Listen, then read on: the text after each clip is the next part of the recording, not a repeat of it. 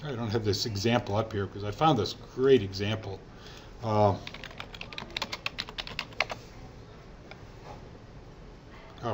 wrong. Let's see if that's up there.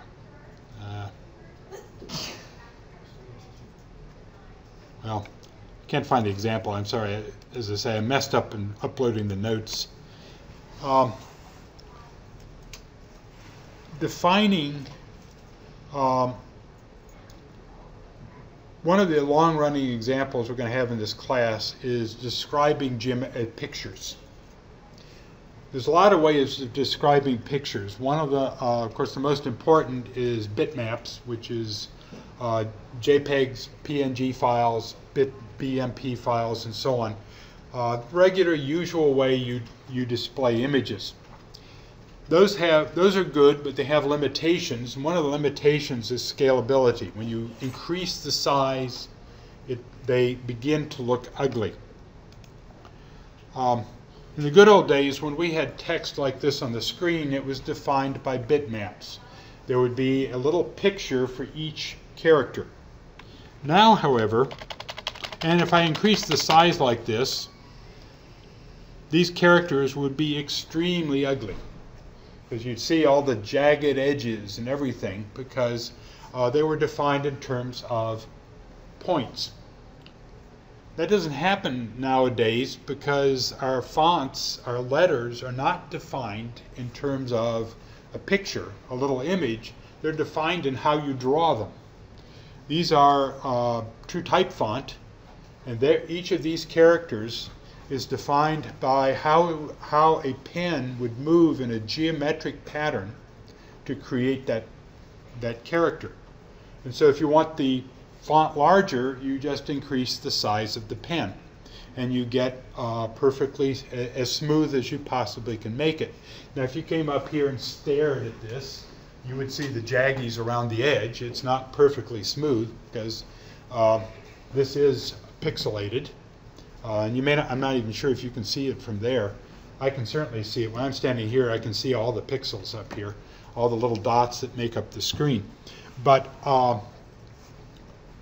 fonts, characters and fonts are no longer, for the most part, except on very simple systems, defined as a picture. They're defined as how you draw them. And different pen shapes. We're using what is called a sans serif font here, but you're familiar with, say, the fonts where the T comes down and there's a very thin tail in the bottom. That means you're using a wide but very thin pen. So when you bring it down, you get a wide stripe, and then when you bring it over, it's very narrow. All of that's built into this machinery.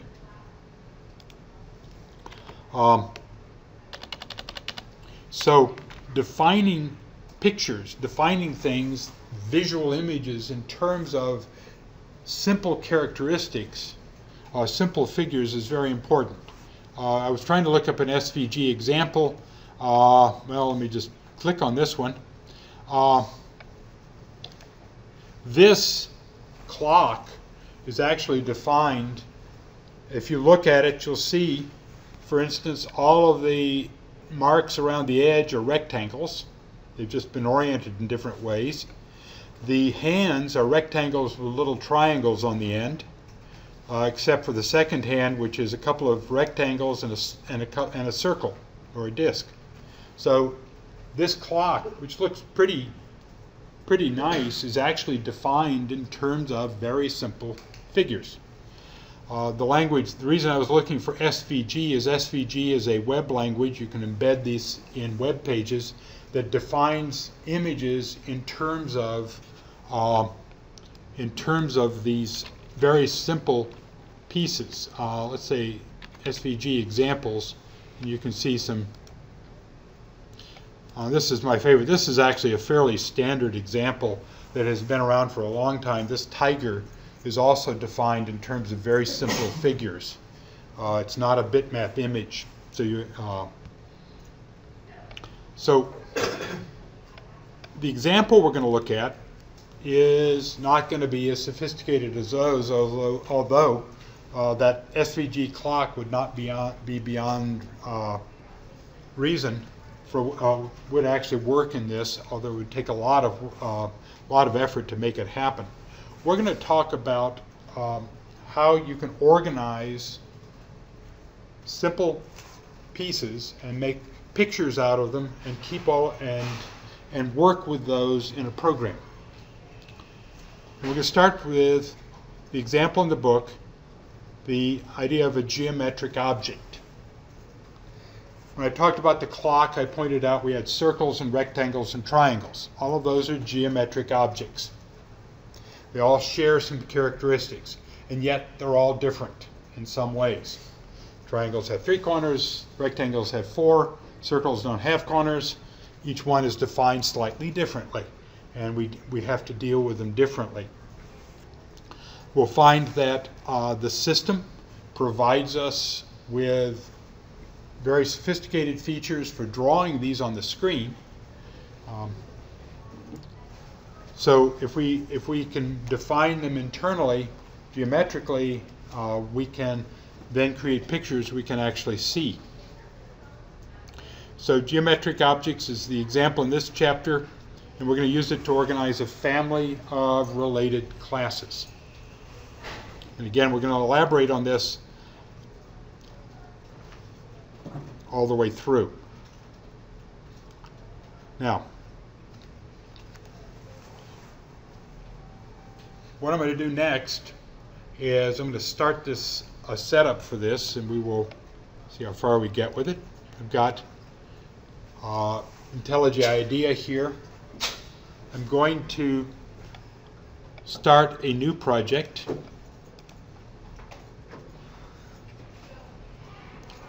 And just to be a plain Java project. We did this last time. I'm going to try to make everything visible here. I'm not going to change anything there. I'm not going to create the project from a template. It's easy enough to create programs and organize this differently, so we'll just skip over this. Here you want to be careful when you're creating a new project where you're placing it. And I've already got it placed in projects here, and that's where I want it. Once you've got a project in a place that you want it, IntelliJ will place the next project in the same directory. So I'm going to call this one class-150112, and I'll put a designated in here. I'll put on geometric objects object on there to give a little hint as to what's in here. I'm going to open it in the same window. I'm going to get rid of quadratic equation.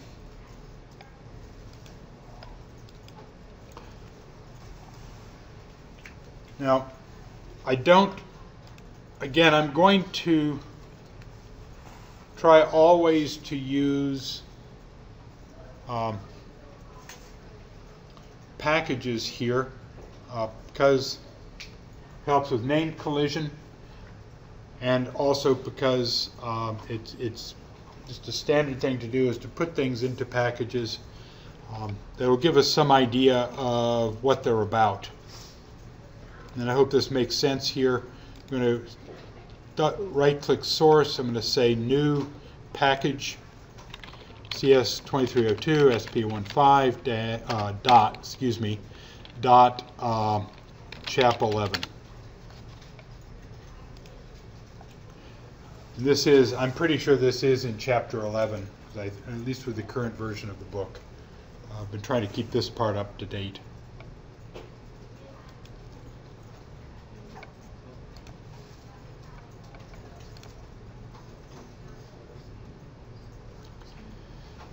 In the basic class files, we're going to have 3 files here. The new Java class will be geometric object. I'll try to spell it correctly. My fingers don't want to. We have a class circle. we have a class rectangle. Now I'm going to be very close to what's in the book, so if you just want to read what's in the book, you'll be getting pretty much the same thing. I'm typing it in though. Okay, circles and rectangles, easy to start with. Sir. Where's new package at? Pardon? New package. Oh, excuse me. New package. It is. What I did, see the SRC file, everything's in there. Right click that, and there's a new at the top.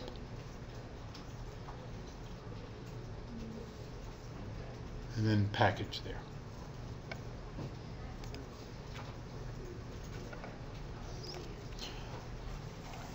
Okay, common characteristics. We're gonna draw these things, and so when we draw them, we want to color them. We're not going to try to be fancy. We're going to use a plain color. We'll talk about. So we want to keep track of that. We want to decide whether we're just going to outline it, draw the circle around the outside, or just draw the whole disk, fill it in. That's called outline or fill. And then just to do something, we're going to keep track of the date on which it was created. So those are common characteristics, but they have their own individual characteristics. Circle has a radius. That's how we describe the circle, how big it is. Whereas a rectangle has a height and a width. Now something else we will need to deal with later is where is it? We're not locating them anywhere. We'll deal with that one down the road. But we will keep track of their sizes right now. So we have some common characteristics, some individual characteristics for the subclasses. And that's what inheritance can be used to model in Java. So let's start with geometric object and put in some of these. One thing I'm going to change, just because I honestly, we may trip over this eventually and I'll have to go back and do what the author is doing, but I can't see the point of using string here. If you type COLO, eventually you'll find there is a class called color, which is in a package called java.awt. And if you double click that, it'll also put the import.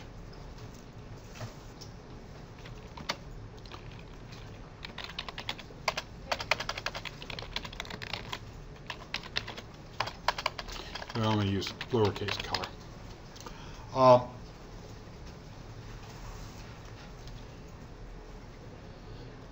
going to use this one because this is a standard way of representing colors in Java, and representing them as strings sort of seems to me it's not going to help us when we try to draw them. Yes, sir. You had a question back there, somebody? Yes, sir. Pardon? I'm going to have to put that into the lab time. We'll work on that in lab. If you don't want to follow, all of this is going to get posted, so if you don't want to follow along or can't follow along, it'll be up there. We'll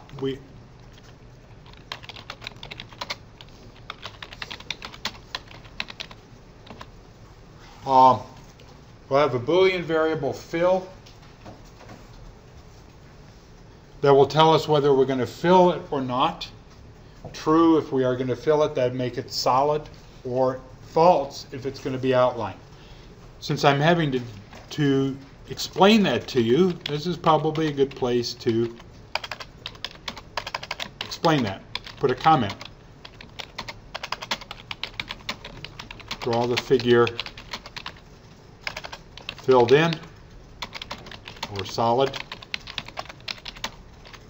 If fill is false, draw just the outline of the figure. Or we can either, so I'll explain that one because it needs some. And finally, type in date, and you'll find there are many dates. You want the one in Java util, so I'm going to click that. and call that creation date. Now, probably using different names from the book, but they'll work. You said data util? Pardon? You said data, use the one in data util? In java.util. Java.util, yes. Use the one in java.util. I want to warn you that date is not really a representation of date. It's what's called a timestamp usually. It represents the date and the time to a millisecond accuracy.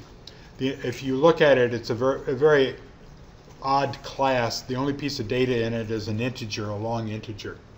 And it represents the particular point in time as the number of milliseconds since midnight January 1st, 1970. That's called the epoch. Is that point in time. So in and of itself, it's not very useful, but Java provides a huge number of utilities for converting that into useful form.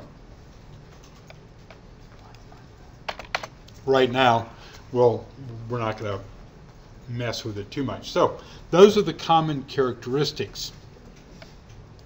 Circle, if you remember, has a radius.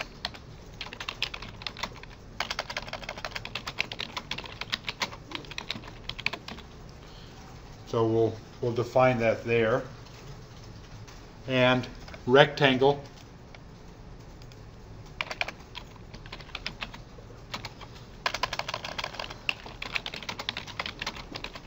has a height.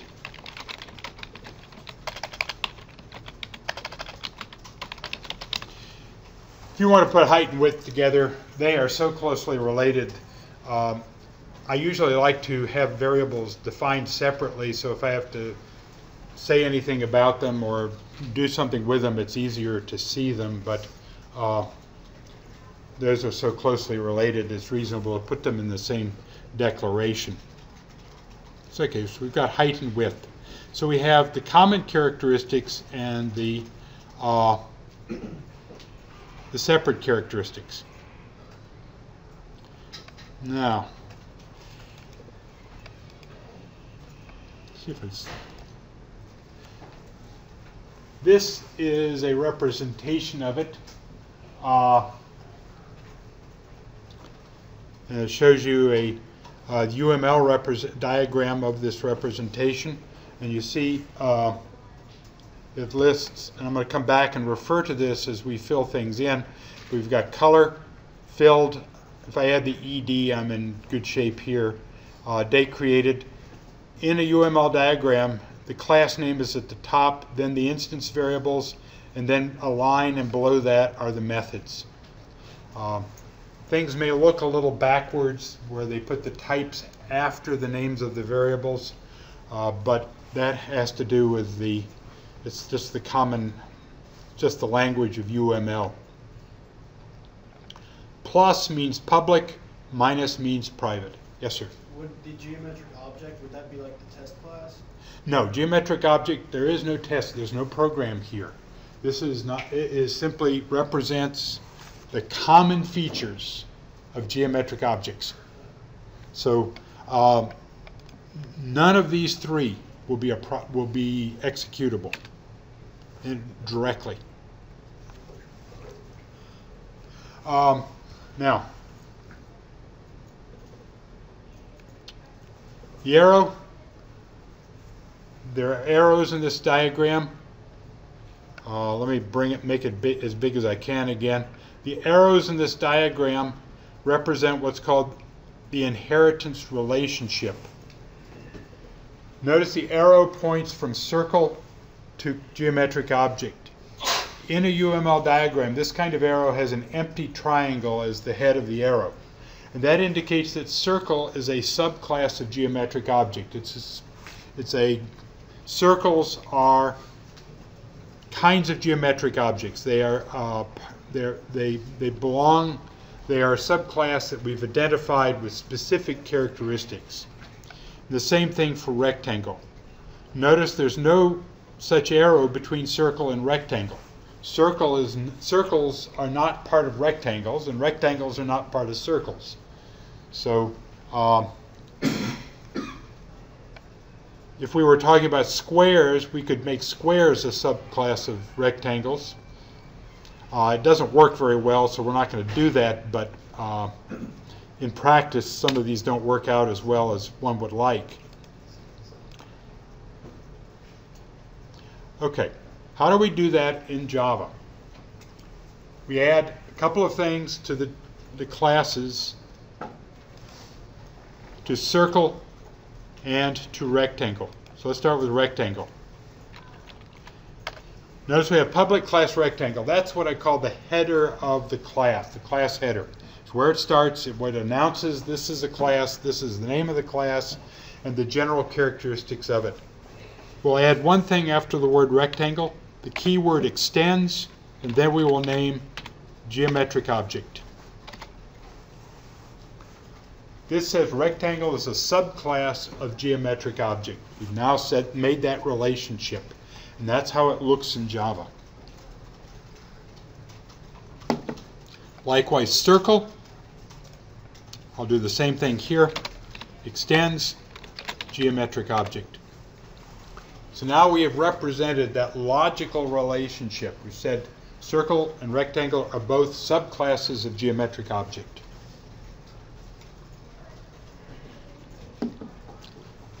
What they inherit is the characteristics. In a minute, I want to add a few things to these so that we can work with them, but then we will, and we'll see how that works. They work together. The extends keyword indicates that the class being defined is a subclass of another class. The name of the other class follows the keyword extends. A class may only extend one other class. It has single inheritance. That's a characteristic of Java. If no explicit superclass is designated, then object is the implicit superclass. Let me go back to geometric object and say object is the superclass of geometric object. Everything inherits ultimately from object except object itself. Object has no ancestor, has no superclass.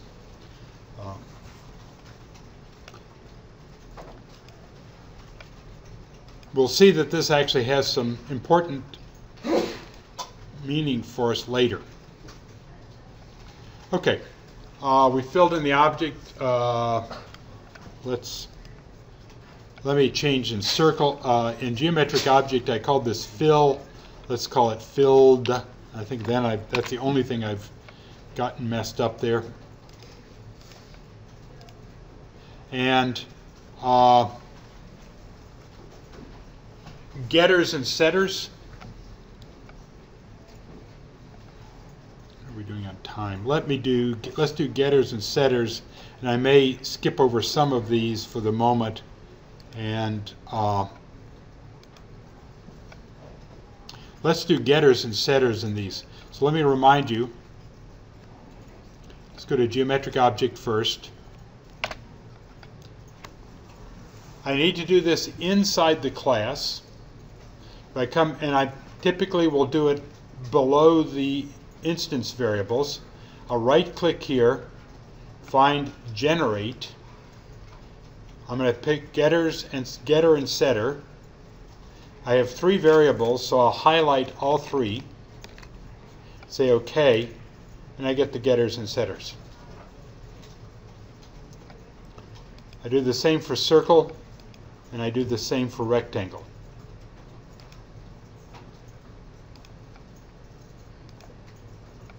What if yours doesn't show up?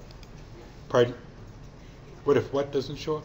Like on generate, once you click it, mine only shows copyright. Make sure you are inside the class.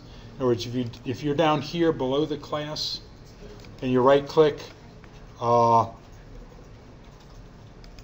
that's all it shows you. But if your cursor is inside the class, then you should get something more. All right, thank you. Okay, so we got getters and setters. Now, I don't have a program at this point. These are simply descriptive. They describe things. So if I want to use them, I do need a separate program. And I'm going to do that by right-click. And first I'm going to right-click on my package here. Notice I've got this package. I'm going to right-click on it and create a new package. And it's going to be inside the old package. And I'm going to call that Programs.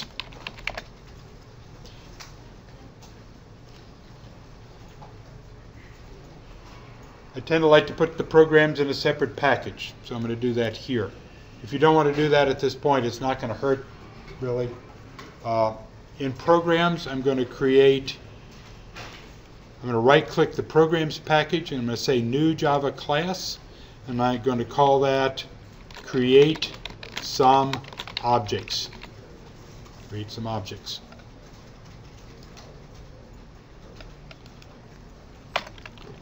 And if you type PS, you notice you get the choice PSVM. Double click it, you get the entire public static void main. Or you can type it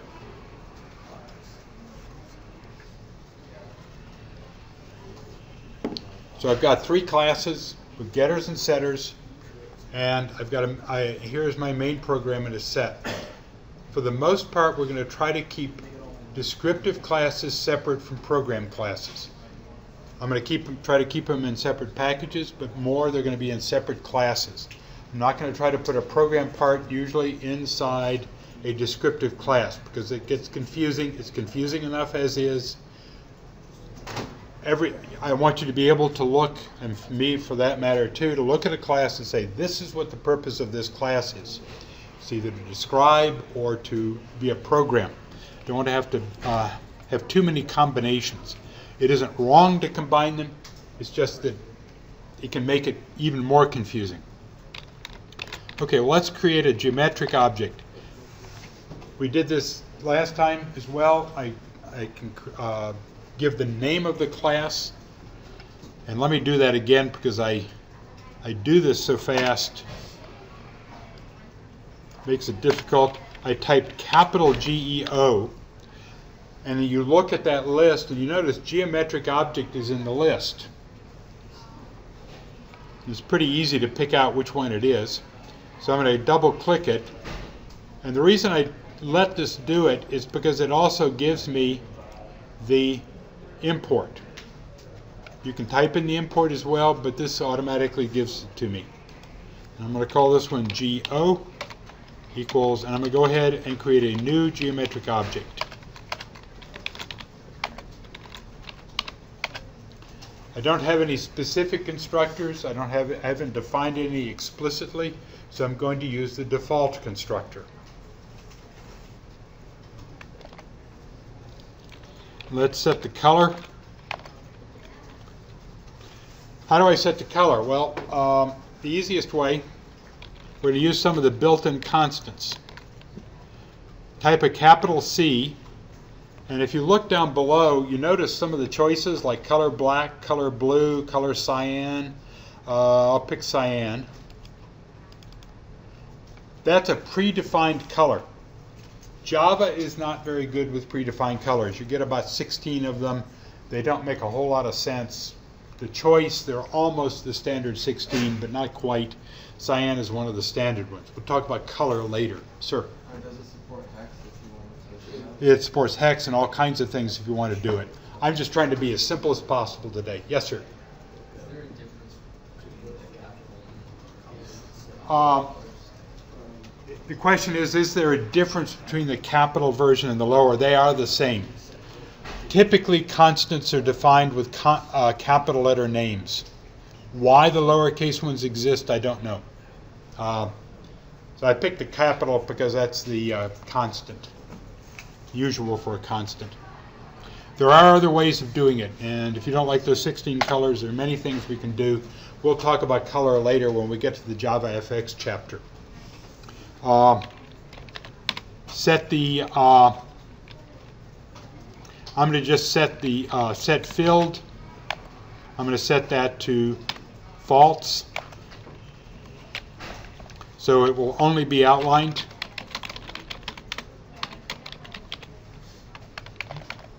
And we can print out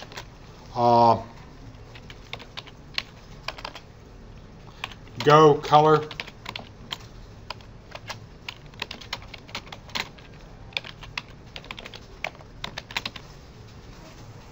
We can get the color.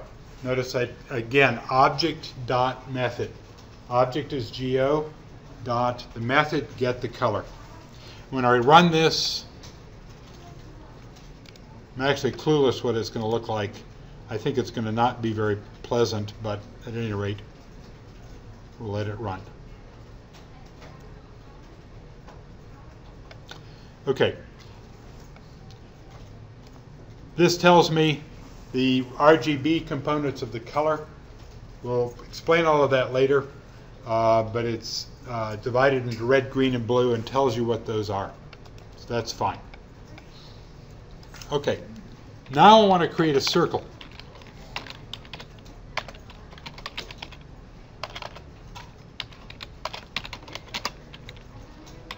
So we'll create a new circle. And one of the things we know we can do is we can set the radius. So let's make that 23.5.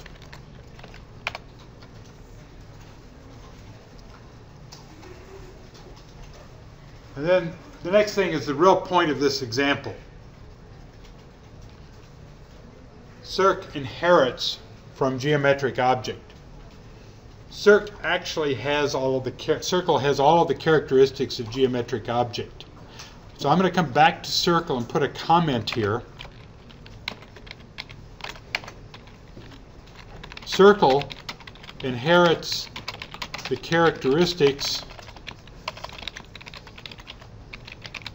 of geometric object.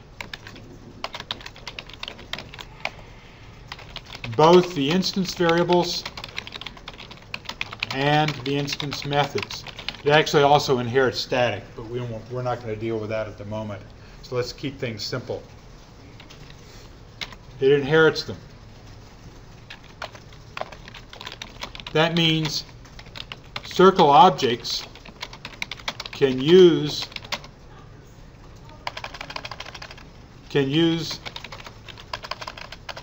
these characteristics.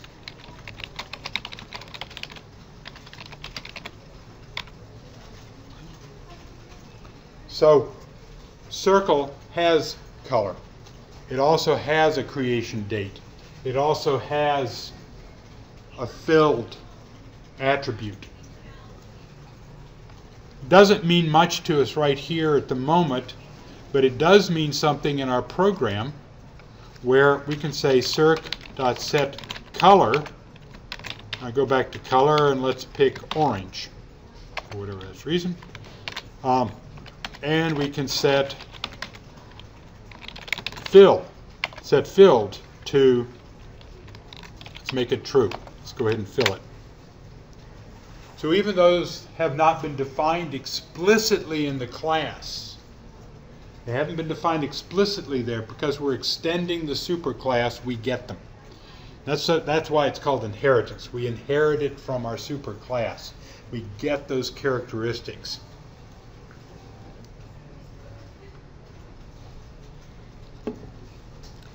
It looks a bit different in the real world. So should we always use that reserved word extends when we're trying to call the superclass? If you are defining if you're saying that circle is a subclass, then you must use the extends keyword. There is one other word we'll use in a slightly different situation, implements, but that's in some ways a different animal. And should it always go after public class? And it must come after the name of the class. Can you go like to create some of Say what again? Can you go Yeah. like to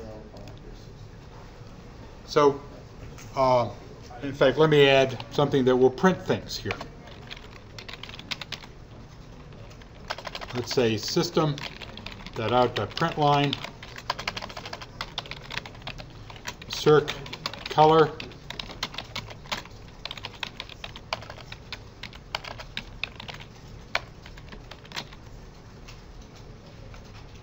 and I'll run it. Shouldn't get in the way there. And we'll find the circ color is red 255, green 200, blue 0. Okay, what that's worth. So by extending, we get the characteristics of the superclass, we can make use of them, and then as if they belong, as if they were defined in that. And that's why it's useful, why people want to do it. It's why it got defined. We can not only, once we recognize these common characteristics, then we can have a common place to define them.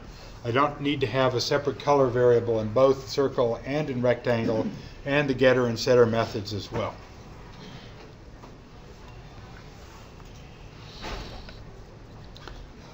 Okay. Let me make one small change to geometric object, since we're near the end of class, and I think this is a good place to, but I want to go back to geometric object. I was a little overly enthusiastic in creating getters and setters. First of all, two things. Another thing I want to point out, notice the getter for filled is called isFilled, not getFilled. And that's typical, that's what's going to happen for a Boolean.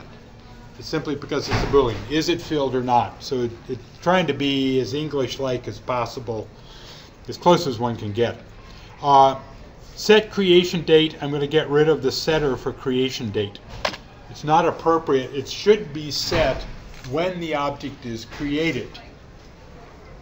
And so,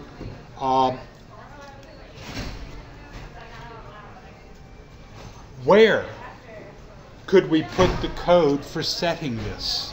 There's a couple of answers, actually. Where could we possibly put the code? Can we print out the results? We want to do it before printing because that's long after it's been created. Put it in the constructor? In the constructor, that's one good place. And that's where I'll put it here. I'll leave to you all to think about, there's one other place you could put it, but I like to put it here. So I'm going to put it in the constructor, and I'm going to make a default constructor for geometric object. And I'm going to create creation date. I'm going to say new date. That's all I'm going to put there. That initializes it to the current date and time.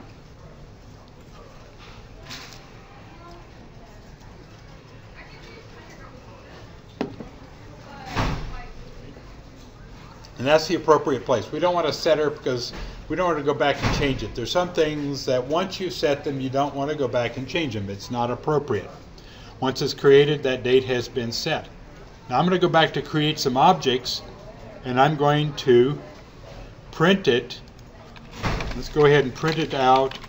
Let's do one last thing here. Go created at get the creation date, but I'm also going to do the same thing for the circle.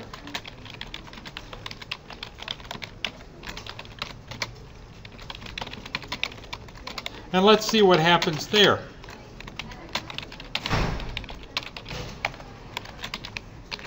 Okay, so they've both got a creation date. We know for the geometric object, it was set explicitly in the constructor. So we know that's going to happen.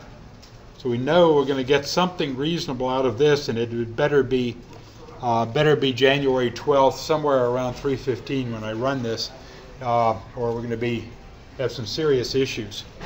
So let me run this. And we see circ go created Monday, January 12th, 15/16/07, 24-hour clock. EST, what is EST? Eastern Standard Time. In summer, that will read EDT for Eastern Daylight Time, because the system does recognize daylight savings time, and so on. But notice circ created it Monday, January 12, 15/16/07, da-da-da-da-da-da. Let's go back and look at circle. This is where we'll pick up next time. Where did it get set?